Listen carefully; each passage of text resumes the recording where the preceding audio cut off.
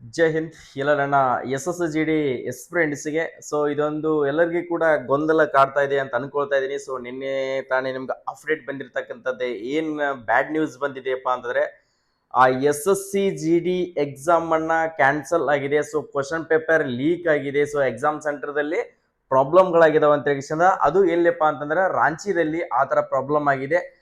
ಕರ್ನಾಟಕದ ಎಲ್ಲ ವಿದ್ಯಾರ್ಥಿಗಳು ನಿನ್ನೆಂತರ ಕಾಲ್ ಮತ್ತು ಮೆಸೇಜ್ಗಳ ಮೂಲಕ ಸರ್ ಇದು ಹೇಗೆ ಸರ್ ನಮ್ದು ಕೂಡ ಎಕ್ಸಾಮ್ ನಡೆಸ್ತಾರ ಸರ್, ಇಷ್ಟು ದಿನ ಓದಿದ್ವಿ ಮತ್ತೆ ನಾವು ಮತ್ತೆ ಓದ್ಕಿಸಿಂದ ಮತ್ತೆ ಎಕ್ಸಾಮ್ ಬರೀಬೇಕು ಸರ್, ನಾವೀಗ ಬರೆದಿರ್ತಕ್ಕಂಥ ಎಕ್ಸಾಮ್ ಕೂಡ ಚೆನ್ನಾಗಿದೆ, ಮತ್ತೆ ಅಕಸ್ಮಾತ್ ನಮ್ದು ಬ್ಯಾಡ್ ಲಕ್ ಇತ್ತಪ್ಪ ಅಂದ್ರೆ ಮತ್ತೆ ಎಕ್ಸಾಮ್ ಬರ್ದಾಗ ಅಕಸ್ಮಾತ್ ಏನಾದ್ರು ಪ್ರಾಬ್ಲಮ್ ಆದ್ರೆ ಹೆಂಗೆ ಸರ್, ನಮ್ಗೆ ಏನ್ ಮಾಡ್ಬೇಕಂತ ಏನು ಗೊತ್ತಾಗ್ತಾ ಇಲ್ಲ ಅಂತ ಹೇಳಿ ಪ್ರತಿ ಒಂದು ವಿದ್ಯಾರ್ಥಿ ಕೂಡ ಕಾಲ್ ಮತ್ತು ಮೆಸೇಜ್ಗಳ ಮೂಲಕ ಮತ್ತು ಕಮೆಂಟ್ಗಳ ಮೂಲಕ ಪ್ರತಿಯೊಬ್ಬರು ಕೇಳ್ತಾ ಇದ್ರಿ ಸರ್ SSCGD ಒಂದು ಸಫರೇಟ್ ಅದ್ರ ಬಗ್ಗೆ ಒಂದು ವಿಡಿಯೋನ ಮಾಡಿ ಸರ್, ಅದು ನಮ್ಗೆ ನಡೀತಾ ಇದೆ, ಸೊ ಎಕ್ಸಾಮ್ ಅನ್ನ ಕ್ಯಾನ್ಸಲ್ ಮಾಡ್ತಾರೋ ಏನೋ ಅದ್ರ ಬಗ್ಗೆ ಅಪ್ಡೇಟ್ ಅನ್ನ ಕೊಡಿ ಅಂತ ಕೇಳ್ತಿರ್ತಕ್ಕಂಥ ವಿದ್ಯಾರ್ಥಿಗಳಿಗೆ ಇದೊಂದು ಇನ್ಫಾರ್ಮೇಶನ್ ಅನ್ನ ಕೊಡ್ತಾ ಇದೀನಿ, ನೋಡ್ಕೊಡ್ರಿ. ಪ್ರತಿಯೊಬ್ರು ಕೂಡ ಯಾರು ಕೂಡ ಇಲ್ಲಿ ಗಾಬರಿ ಆಗುವಂತ ಅವಶ್ಯಕತೆ ಇಲ್ಲ. ಸೊ ನಿನ್ನೆ ತಾನೇ ಅದು ನ್ಯೂಸ್ ಪೇಪರ್ ನಲ್ಲಿ ಕೂಡ ಬಂದಿದೆ, ಆ ನ್ಯೂಸ್ ಪೇಪರ್ ಅನ್ನ ತೋರಿಸಲ್ಲ, ಸಾಕಷ್ಟು ಎಲ್ಲರೂ ಕೂಡ ನೋಡ್ಕೊಂಡಿದ್ರೆ ಅಂತೀನಿ. ನಾನು ಹಿಂದಿ ಚಾನಲ್ ದಲ್ಲಿ ಸಾಕಷ್ಟು ಅಪ್ಡೇಟ್ ಗಳನ್ನ ಮಾಡಿದ್ದಾರೆ.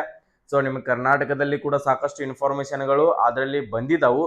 ಯಾರು ಕೂಡ ಗಾಬರಿ ಆಗಕ್ ಹೋಗ್ಬೇಡ್ರಿ. ನನ್ನ ಪ್ರಕಾರ ಏನಪ್ಪಾ ಅಂತಾರೆ, ನಿಮ್ದು ಯಾವುದೇ ತರ ಅಂತ ಎಕ್ಸಾಮ್ ಕ್ಯಾನ್ಸಲ್ ಆಗೋದಿಲ್ಲ, ನಿಮ್ದು ಎಕ್ಸಾಮ್ ಕ್ಯಾನ್ಸಲ್ ಆಗೋದಿಲ್ಲ. ಸೊ ನೀವು ಏನ್ ಎಕ್ಸಾಮ್ ಅನ್ನ ಬರ್ದಿದಿರಲ್ಲ ನಿಮ್ಮ ಎಕ್ಸಾಮ್ ಸೆಂಟರ್ದಲ್ಲಿ ಸೊ ಏನು ತೊಂದರೆ ಆಗಿರಲ್ಲಪ್ಪ ಅಂದ್ರೆ ಅದೇನು ಸಂಬಂಧಪಡೋದಿಲ್ಲ.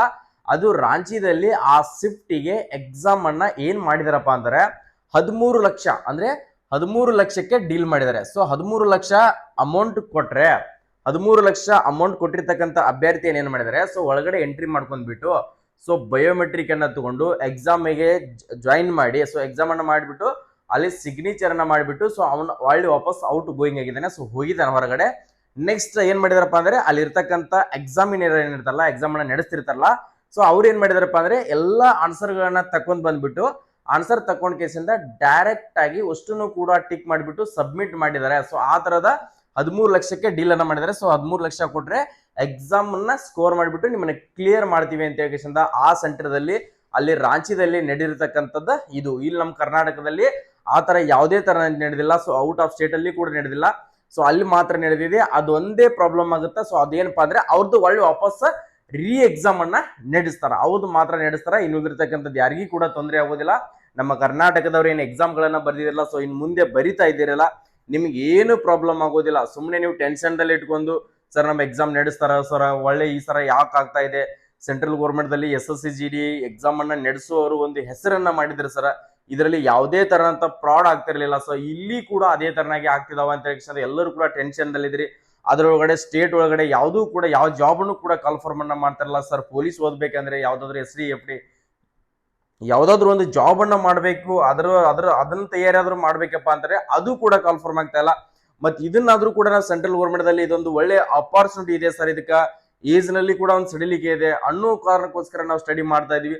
ಸೊ ಇದರಲ್ಲಿ ಕೂಡ ಗೊಂದಲನ ಮಾಡ್ತಾ ಇದಾರೆ ಸರ್, ಹೇಗ್ ಮಾಡ್ಬೇಕು ಅಂತ ಹೇಳಿ ಸಾಕಷ್ಟು ಅಭ್ಯರ್ಥಿಗಳ ಕಣ್ಣೀರನ್ನ ನೋಡಿದ್ರೆ ಸೊ ಏನ್ ಮಾಡ್ಬೇಕು. ಸೊ ಸೆಂಟ್ರಲ್ ಗೌರ್ಮೆಂಟೇ ಈ ತರ ಮಾಡಿದ್ರೆ ಸ್ಟೇಟ್ ಗೌರ್ಮೆಂಟ್ ಯಾವ ತರ ಮಾಡಬಾರ್ದು ಹೇಳಿ.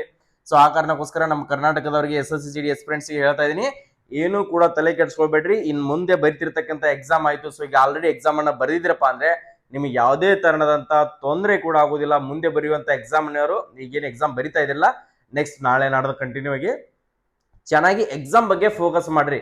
ಇನ್ನು ಉಳಿದಿರ್ತಕ್ಕಂಥದ್ದು ಯಾವುದು ಎಕ್ಸಾಮ್ ಲೀಕ್ ಆಯ್ತು, ಸೊ ನಮ್ಮ ಎಕ್ಸಾಮ್ ಕ್ಯಾನ್ಸಲ್ ಆಗುತ್ತೆ, ನಮ್ಮ ಅಲ್ಲಿ ಆ ಶಿಫ್ಟ್ ಏನಾದ್ರು ಪ್ರಾಬ್ಲಮ್ ಆಗಿತ್ತಪ್ಪ ಅಂದ್ರೆ ನಮ್ ಶಿಫ್ಟ್ ಕೂಡ ಕಂಟಿನ್ಯೂ ಆಗಿ ಇದನ್ನು ಕೂಡ ಎಕ್ಸಾಮ್ ನ ನಡೆಸ್ತಾರೆ ಅಂತ ಹೇಳಿ ಯಾರು ಕೂಡ ಗಾಬರಿ ಆಗುವಂತ ಅವಶ್ಯಕತೆ ಇರೋದಿಲ್ಲ. ಓಕೆ, ಎಲ್ಲರಿಗೂ ಕೂಡ ಆಲ್ ದಿ ಬೆಸ್ಟ್. ಇನ್ ಮುಂದೆ ಬರೀತಿರ್ತಕ್ಕಂಥ ಎಕ್ಸಾಮು ಯಾರೆಲ್ಲ ಎಕ್ಸಾಮ್ ಬರೆದು ಸರ್ ನಾನು ಚೆನ್ನಾಗಿ ಸ್ಕೋರ್ ಆಗುತ್ತೆ ಸರ್, ನಾನು 100% ಎಕ್ಸಾಮ್ ನಲ್ಲಿ ಕಟಪ್ ನಲ್ಲಿ ಕುತ್ಕೊಳ್ತೀನಿ ಅನ್ಕೊಳ್ತಿರ್ತಕ್ಕಂಥ ವಿದ್ಯಾರ್ಥಿಗಳು ಸೊ ಈಗಿಂತ್ರನೇ ಫಿಸಿಕಲ್ ಸ್ಟಾರ್ಟ್ ಮಾಡ್ಕೊಡ್ರಿ, ಈಗಿಂತ್ರನೇ ಫಿಸಿಕಲಿ ತಯಾರಿಯನ್ನ ಮಾಡ್ಕೊಡ್ರಿ, ಅಂದ್ರೆ ನಿಮ್ಗೆ ಅವಾಗ ಈಸಿ ಆಗುತ್ತಾ. ಸೊ ಫಿಸಿಕಲ್ ನೀವು ಎಕ್ಸಾಮ್ ರಿಸಲ್ಟ್ ಬಿಟ್ಟ ಮೇಲೆ ಸೊ ಫಿಸಿಕಲ್ ಸ್ಟಾರ್ಟ್ ಮಾಡಿದ್ರಪ್ಪ ಅಂದ್ರೆ ಒಂದು ಸ್ವಲ್ಪ ಟಫ್ ಆಗುತ್ತಾ. ಸೊ ಫಿಸಿಕಲ್ ಗೆ ತಯಾರಿಯನ್ನ ಮಾಡ್ಕೊಡ್ರಿ. ಮತ್ತೆ CRPF ದಲ್ಲಿ ಕೂಡ ಕನ್ಫರ್ಮ್ ಅನ್ನ ಮಾಡಿದ್ರೆ ಅಂತವೆಲ್ಲ ಅಪ್ಲಿಕೇಶನ್ ಗಳನ್ನ ಹಾಕೊಂಡ್ಬಿಟ್ಟು ತಯಾರಿ ಕಂಟಿನ್ಯೂ ಆಗಿರ್ಬೇಕು. SSCGD ಕನ್ಫರ್ಮ್ ಮಾಡಿದಾಗ SSCGDನೇ ಮಾತ್ರ ಓದ್ಕೊಳ್ಳೋದು, ನೆಕ್ಸ್ಟ್ SSCGD ಮುಗಿದ್ಮೇಲೆ ಸುಮ್ಮನೆ ಮತ್ತೆ ಅಡ್ಡಾಡೋದು, ಮತ್ತೆ ಕೋಚಿಂಗ್ ಮಾಡೋದು ಆ ತರ ಮಾಡಕ್ ಹೋಗ್ಬೇಡ್ರಿ. ಒಂದ್ಸರಿ ನೀವು ಕಾಂಪಿಟೇಟಿವ್ ಫೀಲ್ಡ್ ಗೆ ಇಳಿದಿದ್ರಪ್ಪ ಅಂದ್ರೆ ಯಾವುದೇ ಜಾಬ್ ಆಗಿರ್ಲಿ, ಇವತ್ತಿ ನೀವು ಸೆಂಟ್ರಲ್ ಗೌರ್ಮೆಂಟ್ ಆಗಿರಲಿ ಸ್ಟೇಟ್ ಗೌರ್ಮೆಂಟ್ ಆಗಿರಲಿ ಯಾವ್ದಕ್ ಫೋಕಸ್ ಮಾಡ್ತಾ ಇದ್ರಲ್ಲ ಮೇನ್ ಟಾರ್ಗೆಟ್ ಅದಕ್ಕೆ ಫೋಕಸ್ ಮಾಡ್ರಿ. ನೆಕ್ಸ್ಟ್ ಅದ್ರ ಹಿಂದ್ಗಡೆ ಕರೆದಿರ್ತಕ್ಕಂಥ ಜಾಬ್ ಗಳನ್ನ ಪ್ರತಿಯೊಂದು ಅಪ್ಲಿಕೇಶನ್ ಈಗ ನೀವು SSCGD ಹಾಕಿದೀಯಪ್ಪ ಅಂದ್ರೆ SSCGD ಎಕ್ಸಾಮ್ ಕ್ಲಿಯರ್ ಆಯ್ತು, ಎಲ್ಲ ಆಯ್ತು. ಅದ್ರ ಜೊತೆಗೆ CRPF ಕೂಡ ಸೇಮ್ ಪ್ರೋಸೆಸ್ ಇದೆ. ಅದರಲ್ಲಿ ಕೂಡ ನೀನು ಪಾಸ್ ಆದ್ಯಪ್ಪ ಅಂದ್ರೆ ಅಕಸ್ಮಾತ್ SSCGD ಲೇಟ್ ಆದ್ರೂ ಕೂಡ CRPF ದಲ್ಲಿ ಆದ್ರೂ ನಿಂದ ಜಾಯಿನ್ ಆಗಕ ಅಪಾರ್ಚುನಿಟಿಗಳು ಸಿಗ್ತಾ ಇರ್ತಾವ, ಮಿಸ್ ಮಾಡ್ಕೊಳಕ್ ಹೋಗ್ಬೇಡ್ರಿ.